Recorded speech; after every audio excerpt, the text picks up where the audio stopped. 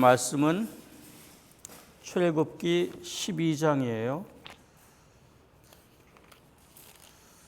우리가 읽은 게 출애굽기 1장부터 시작해서 여호와가 누군가, 하나님이 누구신가 하는 것부터 시작했어요. 이집트 안에서 바로의 압제 아래 종으로 살던 히브리족 사람들을 이제 불러서 해방시켜서 구원하시고 광야로 이끄시는 일을 하시는데, 히브리 사람들이 아직 자기들이 하나님이 누군지를 몰라요. 옛날에 자기 조상들의 하나님인 거는 아는데, 이 사람들이 430년 동안 이집트에 살았거든요. 그러니까 현실적으로 이집트에 사는 이집트 문화에, 이집트 종교에 억눌려 살던 사람이에요. 그냥 끄집어내서 가자 하면 당신이 누구요 할지도 몰라요. 그래서 하나님이 누구이신지 길게 여러 이름으로 자신이 누구신 것을 알려주셨어요. 그래서 아브라함의 하나님, 이삭의 하나님, 야곱의 하나님, 내가 느닷없이 너희에게 나타난 게 아니라 이미 아브라함을 통해서 너희에게 약속을 주시고, 이제 너희가 부르짖는 소리를 듣고 내가 내려가마 약속을 내가 잊지 않았다. 그래서 약속에 충실하신 하나님, 옛날에 창조한 엘로힘, 위대한 하나님, 멀리 계신 하나님이 여호와 하나님이다. 너희와 가까이 하시는 하나님이다. 이제 내가 너희에게 간다. 너희를 구원한다. 이제 나는 너희의 하나님이다. 여호와 하나님. 그러나 나는 스스로 있는 자이다. 내가 니네들이 생각 속에서 움직이고 만들고 하는 신이 아니라 나는 너희와 다른 존재다. 그래서 이렇게 알려주신 다음에 열 재앙 하시고, 우리 지난주에 드린 것처럼 이제 그 열 재앙 중에 마지막 클라이막스를 이제 오늘 읽을 거예요. 이제 그런 배경으로 오늘 말씀을 들으시면 참 좋아요. 출애굽기 12장 1절에서 14절 읽고 43절에서 51절까지 좀 긴 이야기인데 우리가 읽겠습니다. 12장 1절. 여호와께서 애굽 땅에서 모세와 아론에게 일러 말씀하시되, 이달에 너희에게 달의 시작 곧 해의 첫 달이 되게 하고. 이스라엘에 달력이 있어요. 근데 그 첫 달의 달력을 6월절로 시작해요. 이거 왜 그럴까요? 너희는 이스라엘 온 회중에 말하여 이르라. 이달 열흘에 너희 각자가 어린 양을 취할지니 각 가족대로 그 식구를 위하여 어린 양을 취하되, 그 어린 양에 대하여 식구가 너무 적으면 그 집의 이웃과 함께 사람 수를 따라서 하나를 취하며, 각 사람이 먹을 수 있는 분량을 따라서 너희 양을 계산할 것이며, 너희 어린 양은 흠없고 1년 된 수컷으로 하되 양이나 염소 중에서 취하고, 이달 열 나흘날까지 간직하였다가 해질 때에 이스라엘 회중이 그 양을 잡고 그 피를 양을 먹을 집 좌우 문설주와 인방에 바르고, 그 밤에 그 고기를 불에 구워 무교병과 쓴나물과 아울러 먹되 날것으로나 물에 삶아서 먹지 말고 머리와 다리와 내장을 다 불에 구워 먹고 아침까지 남겨두지 말며 아침까지 남은 것은 곧 불사르라. 너희는 그것을 이렇게 먹을지니 허리에 띠를 띠고 발에 신을 신고 손에 지팡이를 잡고 급히 먹으라. 이것이 여호와의 유월절이니라. 내가 그 밤에 애굽 땅에 두루 다니며 사람이나 짐승을 막론하고 애굽 땅에 있는 모든 처음 난 것을 다 치고 애굽의 모든 신을 내가 심판하리라. 나는 여호와라. 내가 애굽 땅을 칠 때에 그 피가 너희가 사는 집에 있어서 너희를 위하여 표적이 될지라. 내가 피를 볼 때에 너희를 넘어가리니 재앙이 너희에게 내려 멸하지 아니하리라. 너희는 이 날을 기념하여 여호와의 절기를 삼아 영원한 규례로 대대히 지킬지니라. 이제 이것이 마지막 재앙, 열재앙이 일어나는 밤에 일어날 일, 그 직전에 이스라엘 백성이 어떻게 할 것을 이제 명하신 거예요. 자, 그다음에 43절 가보겠습니다. 같은 장에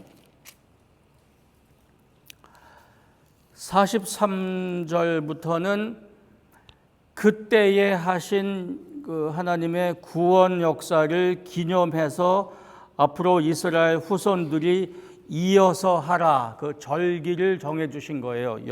유월절 의식을 여호와께서 모세와 아론에게 이르시되 유월절 규례는 이러하니라. 유월절 의식은 이러하니라. 이방 사람은 먹지 못할 것이나 각 사람이 돈으로 산 종은 할례를 받은 후에 먹을 것이며 거류인과 타국 품꾼은 먹지 못하리라.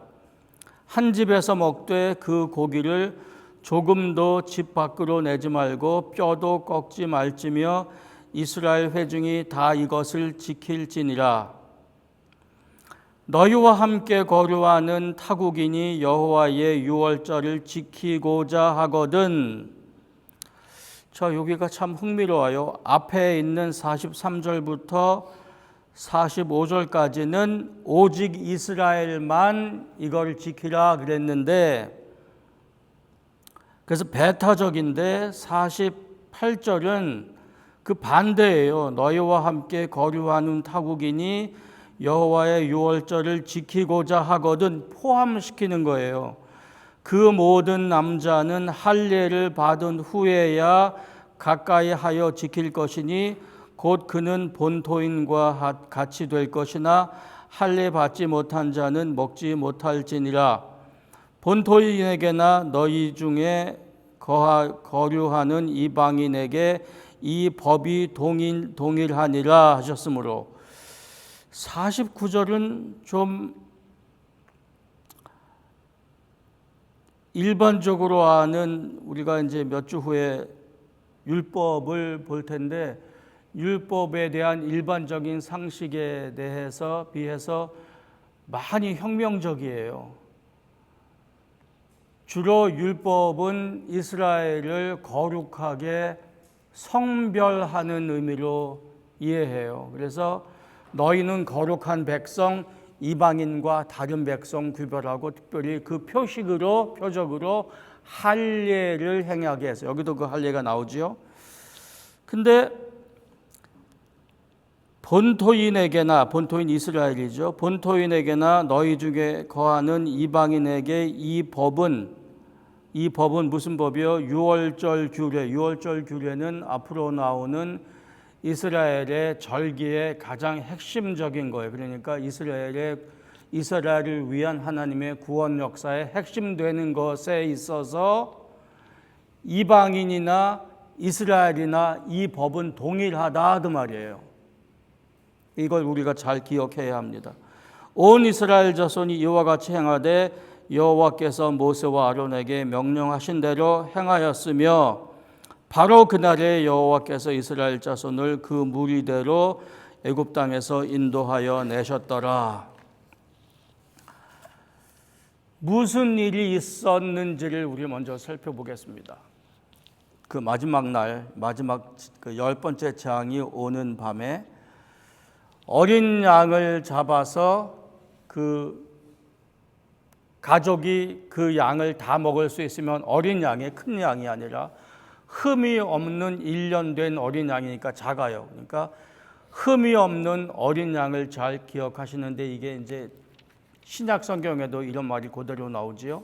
그래서 염소나 양 중에서 이 희생될 양을 찾는데 2주 동안 성결해서 다치지 않도록 두었다가 그날 밤에 잡는데 그 잡아서 고기는 구워서 먹고 그 피를 문설주에 다 바르라. 그러면은 여호와의 신이 무슨 신이 그 이스라엘의 이집트의 모든 신을 심판하는 여호와의 신이 다른 곳에는 여호와의 천사라고 나와요.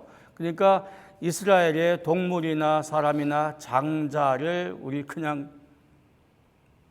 분명한 말로 죽이는 신이 여호와의 천사가 밤에 두루 다니면서 그 이집트의 가족마다 다닐 텐데 그 피가 있는 곳은 내가 건너가리라 해서 건너간다는 말이 유월절이에요. 유월절. 6월달, 5월, 6월달이 아니라 건너간다. 그래서 이게 6월절이에요. 그래서 영어로는 패스오버라고 부릅니다. 근데 그 어린 양을 고기를 구워서 먹되 허리띠를 띠고 신발을 신고 손에 지팡이를 잡고 급히 먹으라.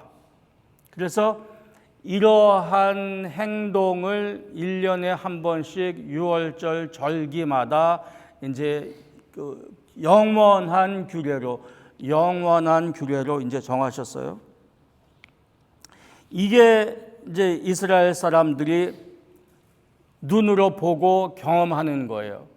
그러니까 그날 밤에 이스라엘 사람들이 보고 경험한 것은 느닷없이 들려오는 부모들의 비명소리였었어요. 밤새 그치지 않고 들려오는 비명소리, 어른들의 비탄의 곡소리였었어요. 밤새 울렸어요. 근데 한 지역에 사는 이스라엘 가정에는 이런 일이 일어나지 않았어요. 성경에 여기 기록해 보니까 이스라엘 사람들이 있는 집에는, 그러니까 이집트 가족에게는 울며 분노하는 목소리가 가득 찼는데 이스라엘 가정에는 개도 혀를 놀리지 아니하였더라. 입을 놀릴 울 필요가 없었다 그 말이지요. 이런 거를 보는 게 이스라엘 사람들의 다고 이스라엘 사람들이 경험하는 게 다예요. 그렇잖아요? 근데 이걸 통해서 하나님이 무엇 하시는가를 알려주시는 게 표적이에요. 그 말 이해하시죠? 그러니까 우리 사람에게는 표적이 있어야, 표적은 사인이에요. 사인이 있어야 하나님이 무슨 일을 하는가를 알아요. 운전을 하고 가는데 사거리에 빨간불이 있든가 노란불이 있든가 초록색 불이 있어요. 그럼 사인이 있어야 서라는 거를 알아요. 서라, 가라는 거를 알아요. 그러니까 우리가 알아야 할 것은 가라, 서라인데 누가 거기 있어서 서라, 가라라는 목소리가 있든가 표시가 있어야 하잖아요. 그죠? 그러니까 우리 사람에게는 우리가 몸을 가진 형상이기 때문에 눈으로 보고 경험할 수 있는 표적이 있어야 무슨 일이 일어나는지를 알아요. 그러니까 하나님께서 이러한 일을 행하셨는데 우리가 여러 번 살펴본 것처럼 이 10재앙은 다 그냥 자연에서 일어나는 모기떼가 느닷없이 와서 가축에게 병들게 하고 강에 있는 집안에 있는 저 컵에 있는 물도 물이 변해서 피가 되게 하는 거를 보는 게 이스라엘 사람들이나 이집트 사람들이 경험하는 거잖아요.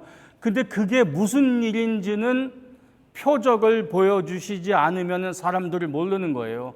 느닷없이 개구리떼가 나타나서 파리떼가 나타나서 느닷없이 잘 있던 태양이 3일 동안이나 가려서, 그러니까 하나님이 내가 이 일을 왜 한다라는 표적을 알려주지 않으면 이스라엘 사람도 모르고 이집트 사람도 모르는 거예요. 그러니까 표적을 알려주셔야 우리는 안다 그 말이에요. 그래서 표적과 이 사인은 매우 중요합니다. 근데 이 표적 중에서 가장 중요한 건 피죠. 피. 그래서 이게 피기 때문에 초대교회에서부터 핍박이 많았어요. 초대교회에서부터. 그러니까 초대교회가 로마 시대에서부터 핍박을 받았잖아요. 가장 큰 이유는 기독교회에서는 예수를 신이라고 그러고 예수를 섬기는데 로마 종교에서는 시저 황제가 신이라고 그러고 그 신으로 섬긴 거예요. 그러니까 신을 섬기는 그 시저를 섬기는 로마 종교와 사람이었던 예수를 섬기는 기독교하고 상충이 되는 게 핍박의 가장 큰 거였는데 그 메인 컬처 그러니까 로마라는 우세한 강력한 과학이 발전하고 문화가 융성한 쪽의 문화에서 볼 때에 유대인의 종교는 숫자도 적고 좀 미개하고 업신여겨도 될 만한 거였단 말이에요. 근데 또 그럴 만한 이유 중에 하나가 왜 자꾸 피 얘기를 하냐 그거죠. 그래서 이 피 얘기가 희생 얘기가 그 핍박하는 이유 중에 하나였었어요. 네, 자, 피 얘기 이제 우리 이미 어디서부터 봤냐면은 노아 방주에서부터 봤어요. 그죠? 노아 방주에서 다 내렸는데 핏째 먹지 말지니라 짐승의 고기는 먹되 핏째 먹지 말지니라. 그래서 그때 이미 그 얘기가 나왔는데 이게 규정된 게 레위서예요. 레위기예요. 레위기 17장 17절 한번 펴보시겠어요? 레위기 17장 11절.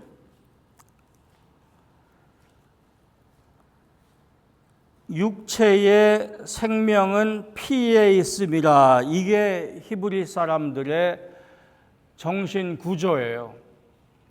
우리에게는 피는 물리적인 작용을 해요. 근데 이스라엘 사람들이 그리고 기독교 성경을 전체를 포함해서 육체의 생명이 피에 있음이에요. 그래서 내가 이 피를 너희에게 주어 제단에 뿌려 너희의 생명을 위하여 속죄하게 하리니 생명이 피에 있으므로 피가 죄를 속하느니라. 너희가 욕심이 많아져서 이 세상에 있는 모든 식물을 먹을 거를 먹고 싶어 하리라. 채소와 과일로 만족 못하고 먹고 싶은 건 다 먹으리라. 먹어라. 근데 피는 먹지 마라. 생명은 내 것이니 니네들이 고기는 먹되 피는 건드리지 마라. 피에 생명이 있으므로 그 생명은 내 것이다. 그래서 피가 생명이 있는 곳이에요. 근데 이 죄를 해결하기 위해서는 생명이 관련되거든요. 하나님 앞에 죄를 해결하기 위해선. 그럼 죄가 있는 자는 죽어야 하는데 죽어야 한다는 얘기는 피를 흘려야 되는 거잖아요. 이제 이게 나중에 이제 규정이 돼요. 이스라엘의 그 율법에. 그래서 한 생명을 구하기 위해서는 다른 생명을 대신한다는 게 하나님께서 이스라엘을 위해서 구속하시는 방법이에요. 그래서 우린 그거를 대속 그러잖아요. 대신 속한다. 한 생명을 구하기 위해서 다른 생명을 대신한다. 이제 그게 어린 양이에요. 그래서 어린 양의 피를 이제 거기 문지방에 이제 바른 거죠. 이제 좀 있다가 이제 이게 예수에게로 이제 연장이 되는 거죠.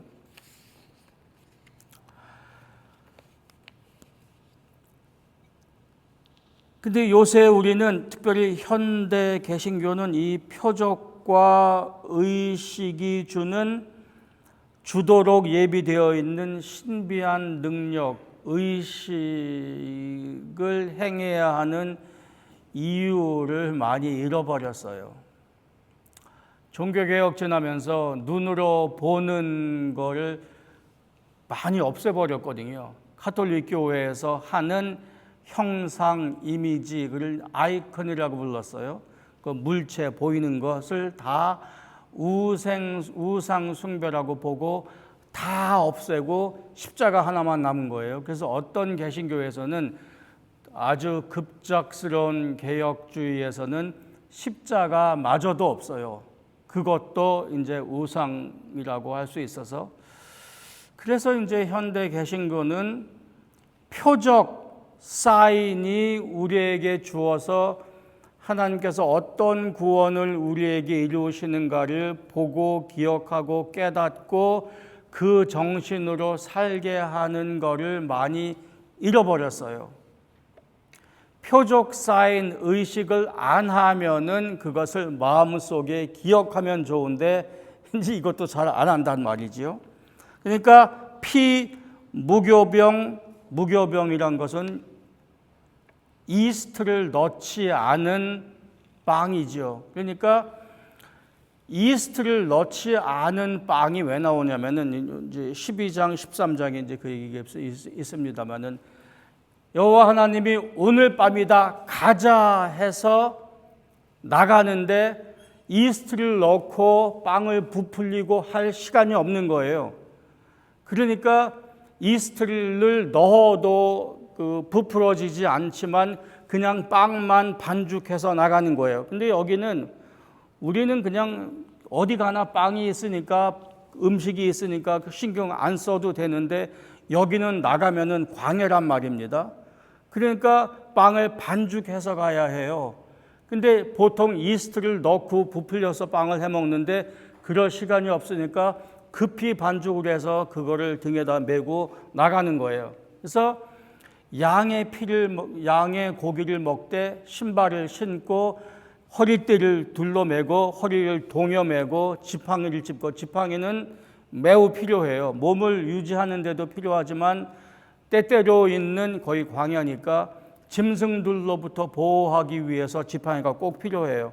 그래서 샌들을 신고 갈 준비를 다 하고 문 열어놓고, 그날 밤 문 닫았네요.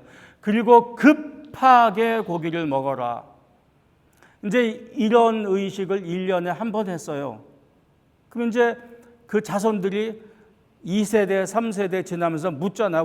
왜 이렇게 이상스럽게 해서 고기를 먹어요? 그러면은 그 부모들이 이 이야기를 해주면서 옛날에 우리의 조상이, 너희의 조상을 하나님께서 이집트의 속박으로부터 구해내셨다. 이게 하나님께서 구속하시는 해방, 구원의 거의 원조예요. 그러니까 이거를 기억하고 영원한 규례로 지키라 하는 얘기는 1년에 한 번 의식을 지내면서 맞나? 의식을 지내면서 1년에 한 번 절기 때마다 그렇게 하라는 거는 아니잖아요. 그러니까 의식만 지켜라가 아니라 그 의식이 의미하는 말을 따라서 살아라, 그 얘기죠.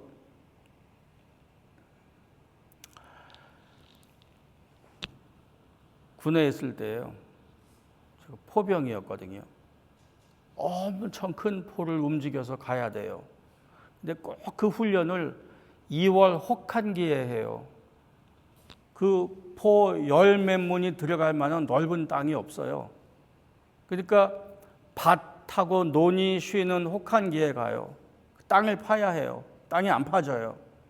그럼 어째 해서 땅을 파고 포해서 사격하고 어찌 해서 밥 먹고 쉴라 그러면은 어디선가 들려오는 소리, 이동 준비, 그래요.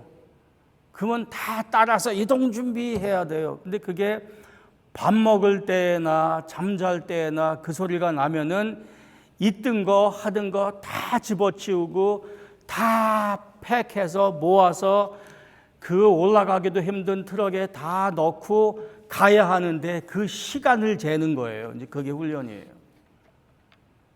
그럼 이동 준비하면은 그때부터 우리가 해야 할 것은 자기가 뭘 가지고 있는지, 어디에 두었는지, 그거를 어떻게 팩하고 어디에 어떻게 무슨 순서로 갖고 실어야 하는지를 알아야 해요. 이제 그게 훈련하는 거지요. 그러려면은 불필요한 거를 가지고 나오면 안 돼요. 딱 필요한 것만 가지고 가야 해요. 그거를 3번 해야 제대로 해요. 한 번 하고 하면 엄청 힘들어요. 그러니까 그것 또 한다 그러면 이제 훈련이 되는 거죠. 그게 6월절 신앙입니다.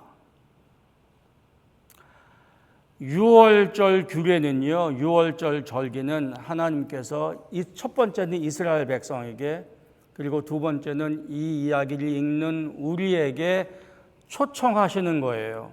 내가 이렇게 구원하는 본을 보였지. 그리고 이제 우리에게는 이 긴 이야기 지나서 내가 예수를 통해서 이거 진짜 이루었지. 그럼 어떻게 살아야 하겠니? 하시는 거예요. 너희 영원히 여기서 안 살지? 그 얘기죠. 이제 여기서 나갈 거야. 근데 내가 너희에게 여기를 나가서 해방시키자 하는 얘기는 내가 너희에게 전술을 알려주고 내가 너희의 힘을 키우고 내가 너희에게 작전을 주어서 너희가 이 일을 해라가 아니라 내가 이 일을 다 할 테니 그날 밤에 내가 너희에게 시간을 알려줄 테니 내 손 잡고 나가자. 급히 나갈래? 아니면은 천천히 있다가 빵 다 구워서 이제 시간 충분히 지난 다음에 짐 다 싸갖고 나갈래? 이스라엘 백성이 뭐라고 대꾸했겠어요? 종으로 430년 산 다음에 급히 나가는 게 옳겠지? 자, 빨리 먹어. 왜 그게 하필 어린 양인지 이제 알겠지? 급히 나가자. 다시 안 온다. 이제 그 신앙이에요. 6월절 신앙이. 여기 영원히 안 있어요. 너희가 그동안 악한 왕에게 억압받으면서 악한 종교로, 악한 정신구조로, 악한 문화에서, 악한 삶의 스타일에서 430년을 살았어. 이제 나갈 날이 오늘 밤이야. 나가야 되겠지? 급히 가야 되겠지? 다시는 안 와. 나와 함께 나가서 광야로 가자. 이게 하나님께서 6월절을 통해서 우리에게 주시는 초청이에요. 그러니까 이거를 기억해서 첫 번째 6월절을 지키는 유대인의 조상을 통해서 아버지 어머니를 통해서 이 이야기가 대대로 나갈 텐데 이거를 1년에 한 번씩 지키면서 기억하라. 그래서 이 달을 해의 첫 달이 되게 하고 이 날을 너희가 기념하여 여호와의 절기를 삼아 영원한 규례로 대대히 지킬지니라. 이게 그들의 이스라엘 달력의 첫 번째 절기예요. 그래서 이 표적이 이렇게 하는 일이 절기로 연장되고 이제 대대로 기억합니다. 시간이 한참 지나고 예수님께서 훌륭한 성실한 유대인으로 오셨잖아요. 그래서 제자들과 함께 예루살렘으로 들어가세요. 그 나귀를 타고 들어가신 그 유명한 그날, 그때가 6월절이에요. 그리고 들어가시면서 제자들에게 이 사람들아 가서 내가 너희와 함께 6월절 양을 먹을 장소를 준비하라. 이렇게 가면은 이렇게 준비된 사람과 준비된 집이 있을 터이니 그 집을 찾아서 우리 무리를 인도해라. 가서 이제 그 6월절 음식을 드세요. 근데 이렇게 하기 전에 한참 전에 예수님이 이제 30살 되셔서 요한이 6개월 먼저 예수보다 먼저 나셔서 30년을 사시다가 이제 서서히 예수님이 공적 사역을 시작하시는데 그 예수를 소개한 말이 요한복음 1장 29절 요한이 예수께서 자기에게 나오심을 보고 이르되 보라 세상 죄를 지고 가는 하나님의 어린 양이로다. 신약 성경에 거의 우리가 처음 읽는 어린 양이에요. 그러니까 이스라엘 사람들에게 이게 모세가 준 율법 이후 요한이 예수를 어린 양으로 소개한 수백 년이 지나는 동안 이 어린 양의 이미지는, 이 표적은 이스라엘 사람들에게 떠난 적이 없어요. 이게 그 어린 양인지 이스라엘 사람들은 다 알아요.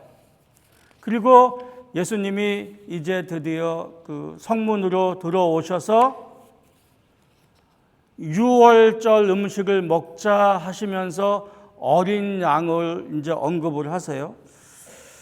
이제 거기가 이제 그 복음서에 나와 있는데 마가복음 14절부터 무교절의 첫날, 그러니까 유월절도 있고 무교절도 있어. 무교절은 이스트를 넣지 않은 빵을 먹는 두 주예요. 그 유월절에 이제 포함된 거죠. 무교절의 첫날 곧 유월절 양 잡는 날에, 신약 성경에 있는 날이에요. 율법이 그대로 지켜지고 있는 거예요. 유월절 음식을 잡수시게, 이건 온전히 구약적인 표현이죠. 예수님께서 유월절 절기의 의식을 그대로 행하시겠다 그 말이에요. 그리고 양을 잡아서 그 고기를 먹는데 양을 언급하셔야 되잖아요. 근데 예수께서 도중에 말씀하시기를 어린 양을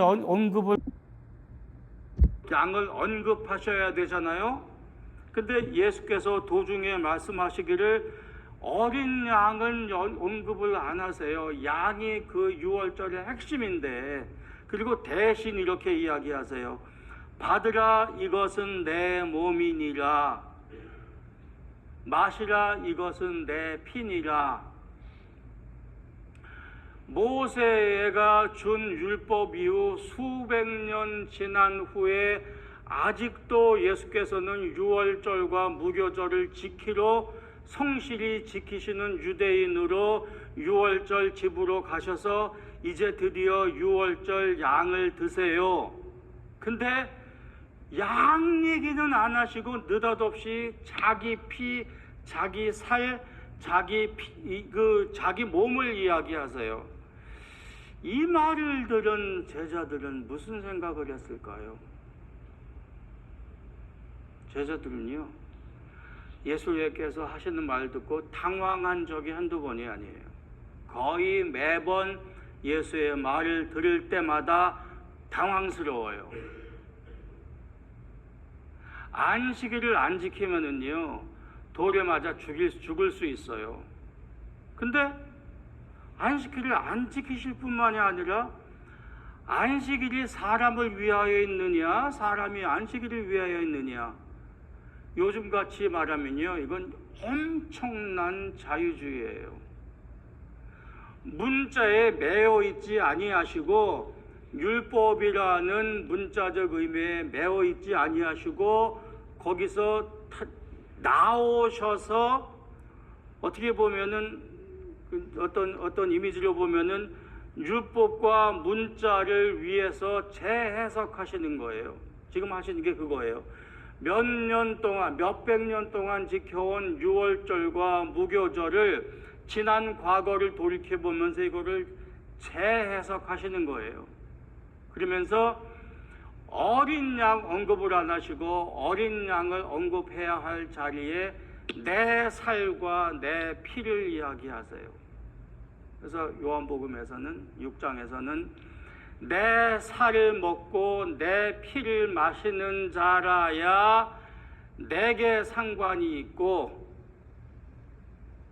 이 말을 들은 그 유대인 제자들은 이 사람이 도대체 무슨 소리를 하는 건가? 그래서 정말로 성경에 그렇게 써 있어요. 당신이 누군데 기적을 일으키는 걸 우리가 많이 보긴 보았지만 이건 좀 해도 너무하다. 당신이 뭔데 당신 살을 우리에게 주어서 먹게 하고 어떻게 당신 피를 주어서 우리로 마시게 할 건가 이렇게 물어요, 제자들이. 근데 예수님께서는 시시콜콜이 설명 안 하세요. 그리고는 십자가에 죽으세요.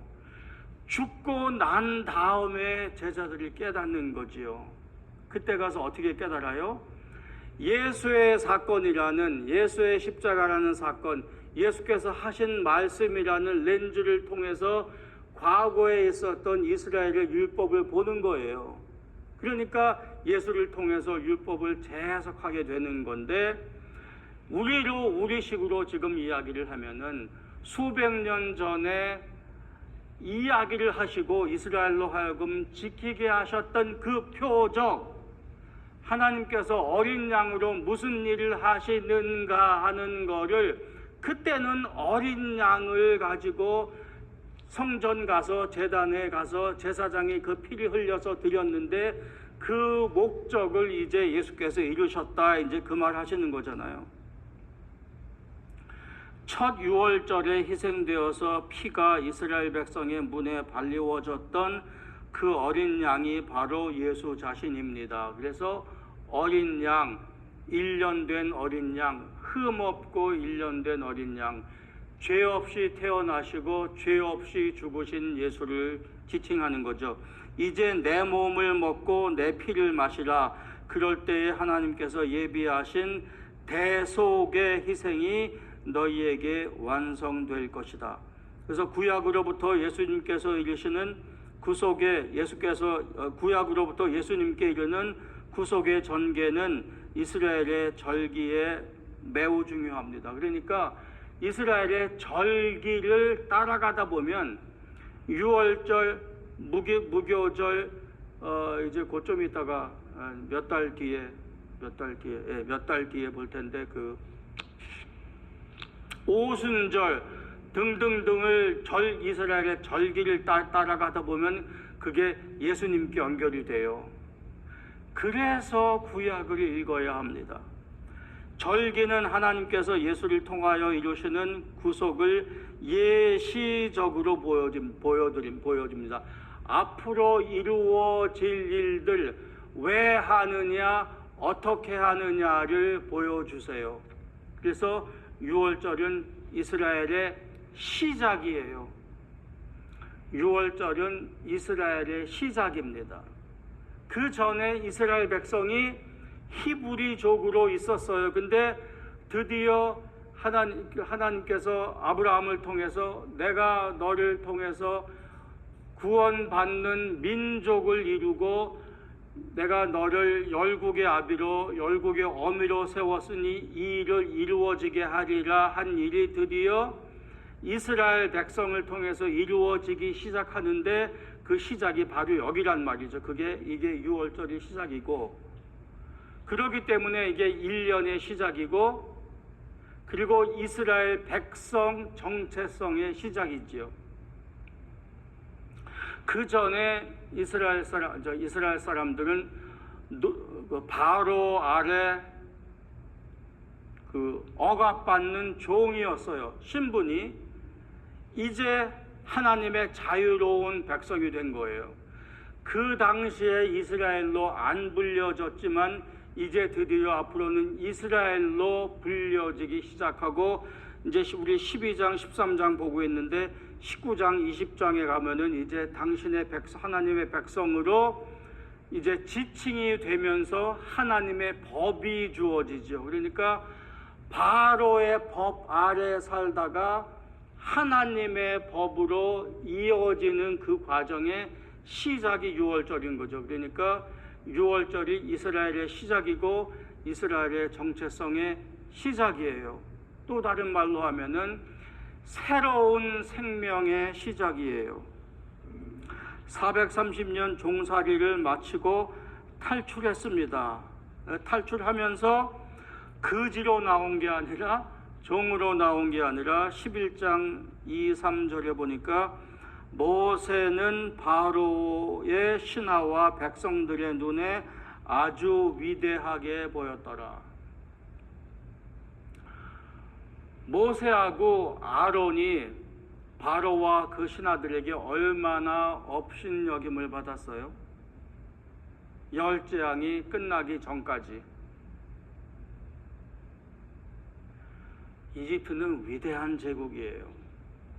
모세와 아론은 그냥 조그만 부족 중에 하나 중에 자기들이 인정 안 하는 그냥 대표예요. 근데 하나님이 이렇게 말씀하세요. 모세는 바로와 신하와 백성의 눈에, 바로와 신하와 백성의 눈에 아주 위대하게 보였더라. 근데 그 전에 하나님께서 모세와 아론을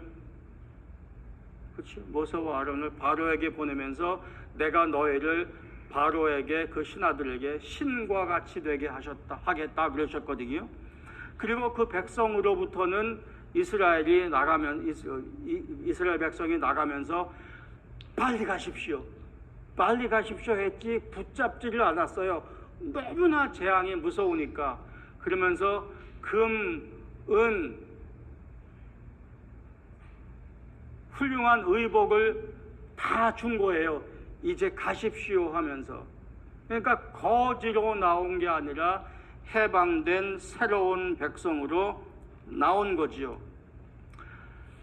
나왔는데, 이제 이건 다음 몇 주에 이어질 우리 주제예요. 나왔는데 나온 데가 보니까 문 열고 나갔는데 초록색 공원이 아니라 거기가 광야예요.